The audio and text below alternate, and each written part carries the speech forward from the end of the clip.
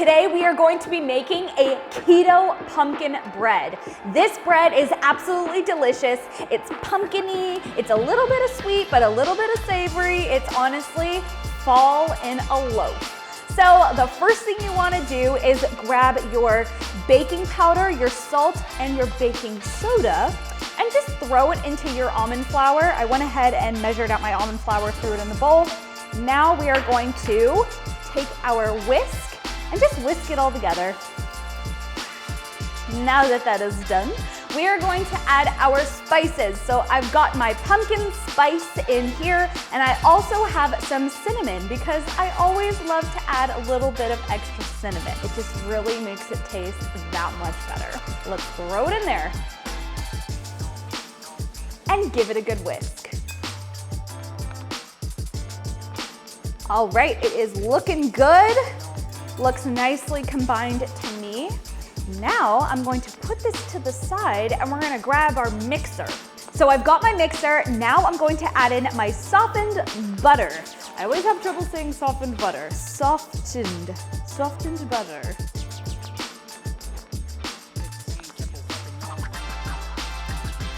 Now we're just gonna cream that a little bit before adding our monk fruit sweetener. Okay, now you're going to just scrape the sides just to make sure there's no butter that's like kind of climbing up there. You want it to be all completely creamed through. So now that I've scraped off the butter off of the whisk attachment, I'm just gonna add my monk fruit sweetener straight into there. Don't even worry about adding it in little bits at a time, it doesn't matter. And we're gonna cream it all together. Okay, looking good. Now I'm just gonna scrape the sides. We're gonna give it one last mix through, just very quickly. We don't need too much. It's okay. Oh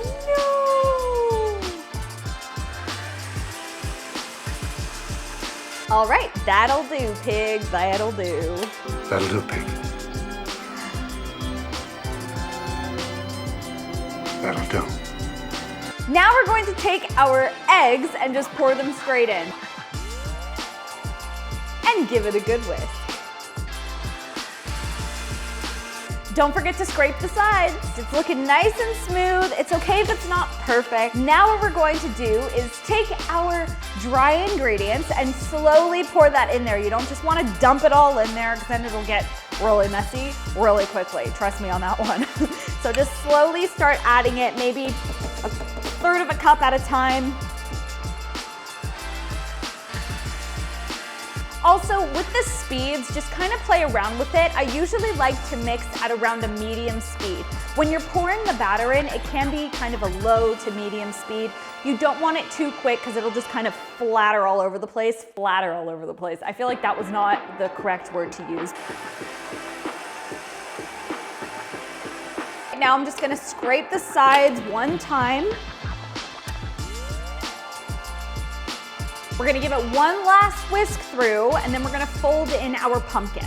We are going to add our pumpkin straight into the mix, and we're gonna fold it through. So I like to fold it because I kind of like having thicker bits of pumpkin throughout the entire batter. I don't like to have it super whisked through really well, but that's totally your choice. You can throw it into your mixer if it's easier for you. So today I'm just using canned pumpkin that you can buy at the grocery store, or you can click the link in my description. It'll take you to Amazon where you could purchase it. It'll get delivered to your house easily. But usually I like to make my own. I just went for convenience today. However, if you do want to make your own like I usually do, click the link. Oh, no, it's over here.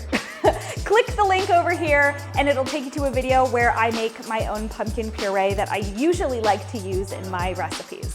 Honestly, it smells like pumpkin pie. I like pumpkin pie. I feel like I love the smell of pumpkin pie more than I actually like pumpkin pie. I don't know, are you a pumpkin pie eater? Maybe I should make a keto-friendly pumpkin pie. If you want a keto-friendly pumpkin pie, comment below, let me know, and I'll do one. All right, looking good. Now, I forgot to mention, I do link a lot of the products that I use in my description below next to the ingredients. Now, if you do click on one of those links, it will take you to Amazon. And if you do purchase anything, I do get a small commission from that purchase. It does not cost you anything extra. It just supports me and this channel. So thank you for that if you do buy anything.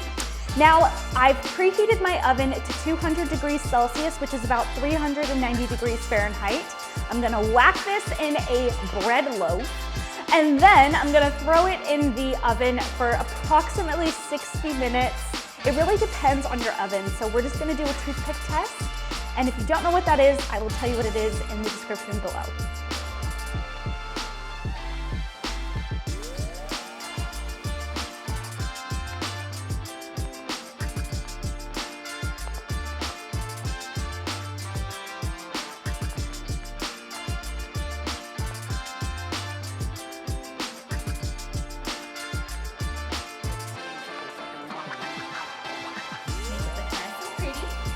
We're gonna put that to the side, and I'm just gonna dust it off with a little bit of pumpkin spice. You can use cinnamon, whatever you like, or you can just not do this at all. It's not too much, it's just a nice little finishing touch.